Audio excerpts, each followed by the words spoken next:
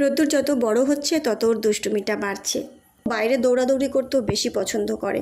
আর গরম পড়ে গেছে, সেই সঙ্গে গায়ে ট্যান পড়তে শুরু হয়ে গেছে। বরাবরই আমি রোদ্দুরকে ব্রেস্ট মিল্ক দিয়ে ম্যাসাজ করাই, কিন্তু সবসময় তো সেটা সম্ভব হয়ে ওঠে না, একটা সময় সাপেক্ষ বিষয়। তো সেই জন্য রিসেন্টলি আমি একটা ঘরোয়া উপায়ে একটা উপটান তৈরি করে ওকে মাখাচ্ছি।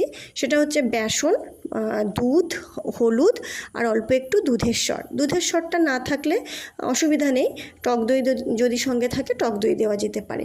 সবগুলোকে একসঙ্গে ভালো করে একটা পেস্ট বানিয়ে সুন্দর করে গায়ে ম্যাসাজ করে দিয়ে, খুব বেশি ডলাডলি করার দরকার নেই, মোটামুটি হালকা হাতে একটু ম্যাসাজ করে দিয়ে তারপরে স্নান করিয়ে নিই। সত্যি বলছি, রেজাল্ট কিন্তু খুব ভালো পাচ্ছি। তো সেই জন্য ভাবলাম তোমাদের সাথে শেয়ার করি। আশা করি তোমাদের কাজে লাগবে। যদি ভিডিওটা ভালো লাগে একটা লাইক করো, কমেন্ট করো। সবাই ভালো থেকো, আবার দেখা হবে নতুন ভিডিওতে। আজ আসি, বাই।